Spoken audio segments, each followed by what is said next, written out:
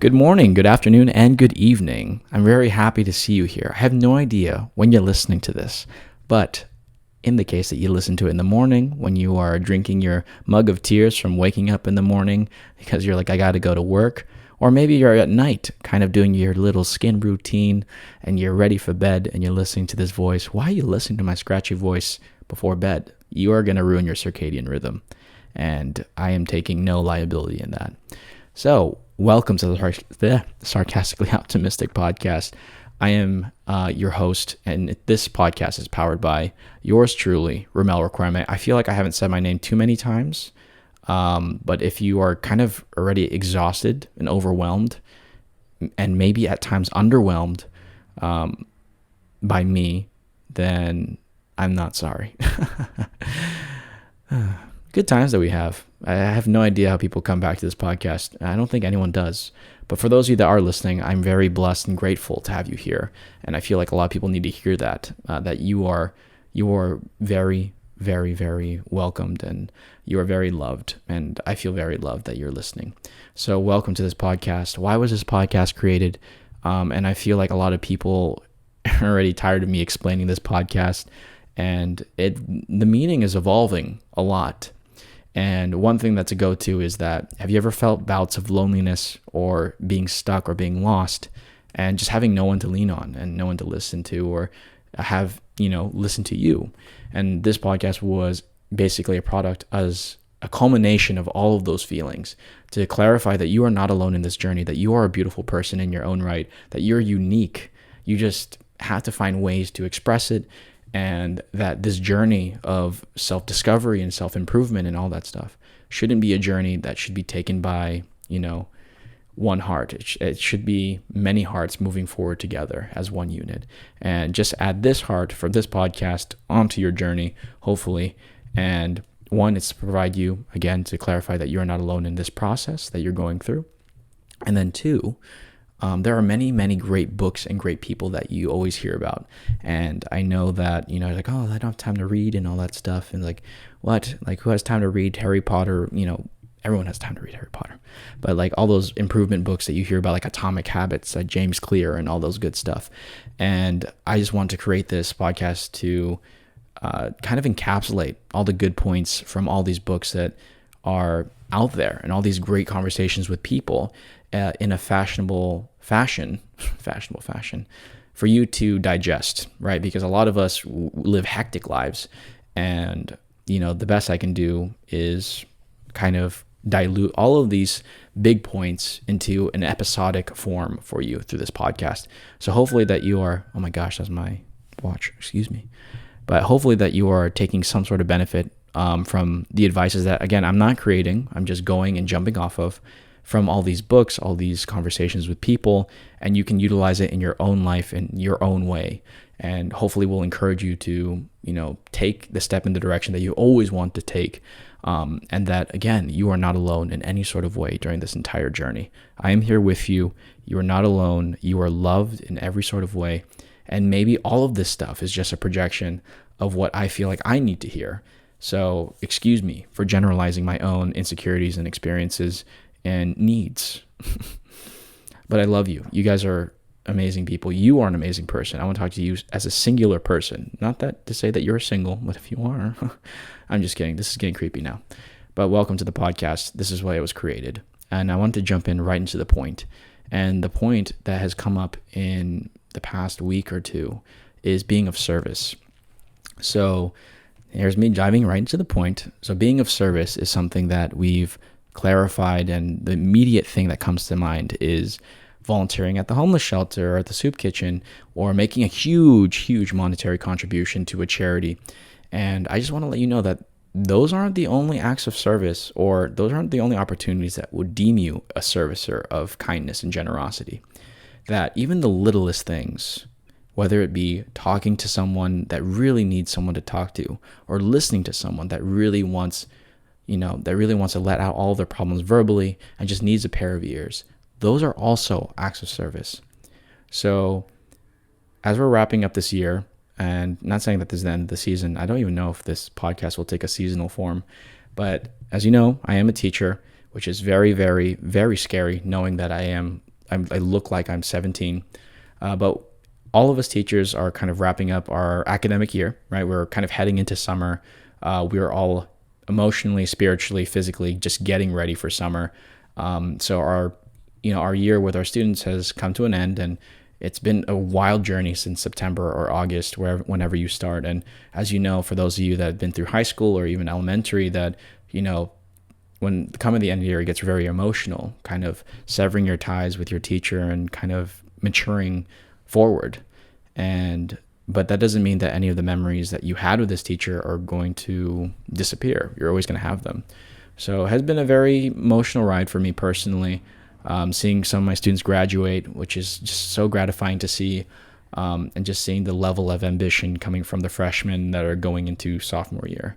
So the one thing I've noticed and I've kind of reflected on the most is being of service, because not just being a teacher, but just any occupation, we are hungering to be of service and to help other people. And this is not touching base on the savior complex in any sort of way, and we'll probably talk about it in the future episode. But being of service to others, meaning being there, whether they need someone to talk to or just be reminded that they're not alone in any sort of way, takes many forms. You can text someone saying that this reminded me of you, or anything like that. And the one thing that really went a long way and that solidified a lot of the relationships with my students when I was, teaching, is the small things and the little things, as we call it. And I've mentioned the little things so many times in this podcast that this podcast might as well be called The Little Things, but I'm too sarcastic for that. I apologize. So welcome to this ride. So what I mean by compliments is that when you go about, especially when you're being a teacher, you interact with a lot of people that you feel can live up to a potential, but they don't believe themselves to reach that potential, if you know what I mean. What I mean by that is I had a couple students that went into, because I am a science teacher, did not believe that science was for them. And, being Filipino, science is kind of your life. You want to be a nurse? Just kidding. But they were basically going into it kind of already failing. They were just saying, I don't believe I'm good at science in any sort of way. And they didn't want to try because they have acquired this part of their identity that they don't fully believe that they can do something that they haven't even tried. And what really solidified with a lot of relationships with them was the little things, right? Whether it be saying they're doing great work or that they're on the right track, they're going through a worksheet. And those are the things that they remember the most, because a lot of them went up to me at the end of the year saying that, like, this class was terrible at first. And I was like, you're welcome. But at the end of it, they walked out of it at least loving science a little bit because of the conversations that we had, or, whether it was a safe space for them to explore, again, a subject which they believed they didn't like, but were open to the idea of loving it. So those little compliments, whether it be someone that wasn't doing well, but then clarifying to them that they're doing a great job and it's great work, really encouraged them to be better. So taking that example, those compliments, those little things, and a lot of us are not really good at, whether it be giving compliments or receiving compliments. I know I am very bad at doing both, but even the littlest compliments can really make someone's day, or really, really help them be themselves in the direction that they want to be in. And what I mean by that is, when was the last time that you gave someone a compliment saying like, hey, I really love your outfit. I really love, or a nice haircut, right? Those little things, those little compliments that we give someone could mean the entire world to them. Someone that has a terrible, terrible day, and maybe you fell victim to this as well, where you had a terrible day, but someone complimented just the way you look, or maybe even someone reassured you, say, hey, everything's going to be okay, probably meant the world to you. And that isn't just restricted to you. That can apply to other people, and us paying it forward in the smallest acts of kindness, because kindness has no volume, right? So don't think that being of service means you have to volunteer 1,000 hours at a homeless shelter or at the soup kitchen, or donating $1 million to the charity when you have $10 million, right? Those aren't the only acts of kindness. And acts of kindness can be as small as giving someone a simple compliment to clarify that they are beautiful, that the way that they are. Nice haircut, nice glasses, nice eyebrow because the other one is kind of slanted. Sorry. Even that, as long as they know, right? I'm just kidding. But I feel like we are always putting up these goalposts, right? We're saying like, oh, when I have $10 million, I donate $1 million to charity. Or when this happens, then I will be generous in contributing, or any of those things. We're setting up these goalposts in order to have the result of kindness and generosity. And I'm here to clarify, and this is something that came up, is that you don't need any proper or formal credentials to be kind and generous to people. What I mean by that is that you don't need a master's in social work to be contributing or making an impact on someone's life. You don't need to have an undergrad in giving compliments to give someone a compliment. There are a lot of things that have no monetary value for you to do for someone in need, to do something generous, to be of service to others, is what I mean, that will change people's lives. And we all have it in us. We have the magic that have made mountains, that have made galaxies within all of us. And sometimes the biggest obstacle in the way is ourselves and us not being able to receive compliments or giving compliments. And that is barring us from allowing others to be encouraged to be the best selves, the best version of themselves. So I apologize there's no book for this episode, because I did want to keep it simple. And whenever I do cover a book, I want to cover all aspects of it and just make sure that you're maximizing the value out of that book, because some of the books that I try to dilute, it's a lot of pages, and I really want to secure and maintain the proper value that you deserve as someone who would potentially read that book. So this one is not tied to any book. And a lot of books do mention this acts of service, this acts of kindness. And even if you go back to, even if you read the Stoics works, right? Like Marcus Aurelius's Meditations is one of the most popular ones. And wow, lo and behold, I do have a book. He mentions, and this, considering that he is, he was an emperor at one point, he even had insecurities. He even mentioned about how questioning how he could be the best contribution of himself to society, to the people that he was governing during his sovereignty. And just knowing that people that, big in history, right, that had so much power, were also having the same insecurities, that were having also the same questions about how can they be the best person that they can be for others, is still prevalent till this day, is an amazing notion to note. So again, being of service doesn't require big things. It doesn't require big money. It doesn't require for you to be a big person. The smallest act of kindness can move mountains, more mountains than you think. Maybe not physically, unless you have a very, very loud compliment and the compliment is a bulldozer. But the smallest things in life are what matter.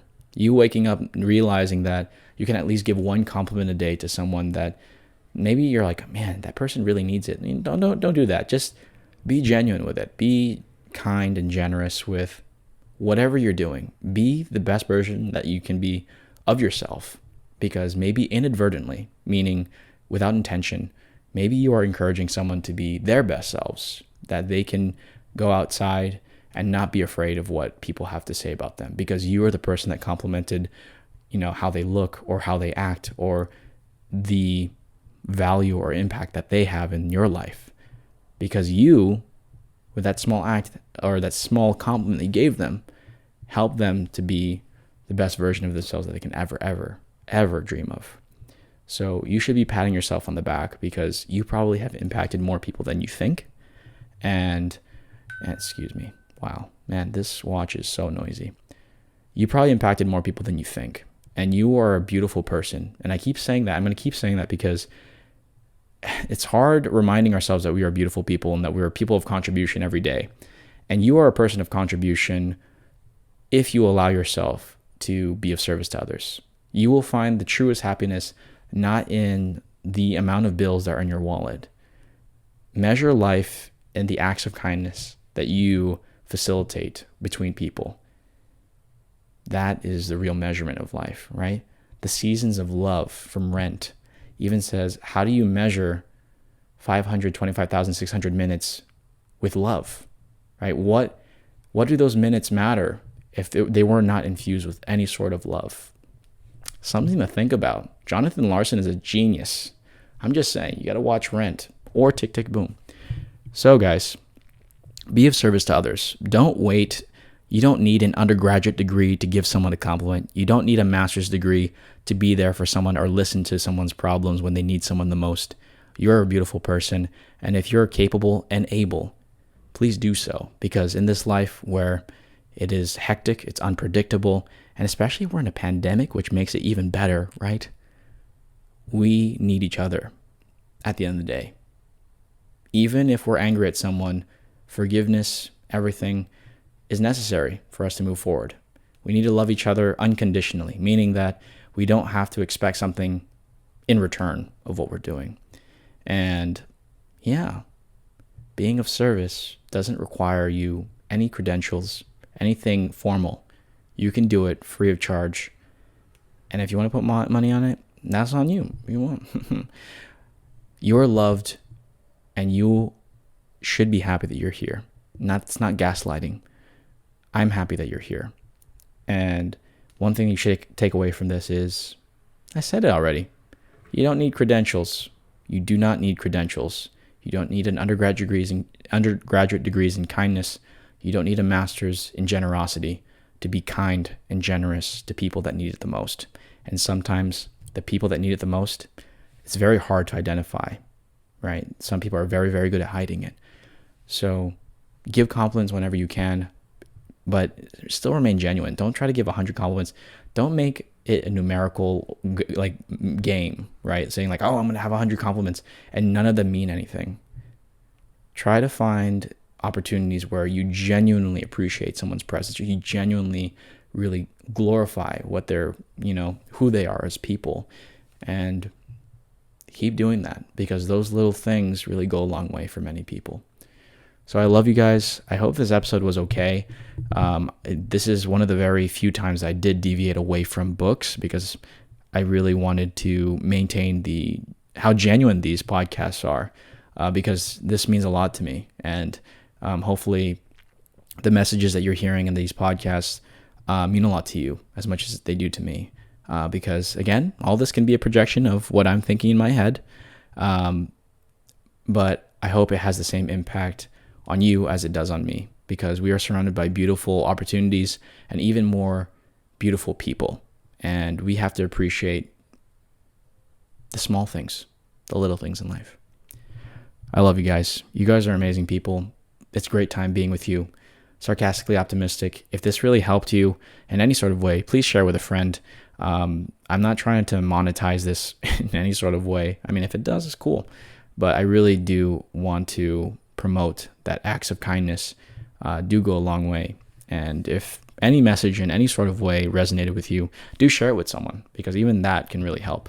So again, thank you guys for listening. I will see you guys next week. Have a wonderful week if you guys are listening from the beginning of the week. If this is the end of your week, have a beautiful weekend, you beautiful person, you filthy animal. All right, guys. Well, I'll catch you on the flippity flop. I don't know why I say that, but goodbye. Baby, why you always smoke a J, but like some watch some anime, come through the pad I'm trying to play. The Super Smash Bros, what you know? Wait to let me pick Luke Carpio. You don't even know what I'm saying. Up B, and down B, now be playing, praying. Anything with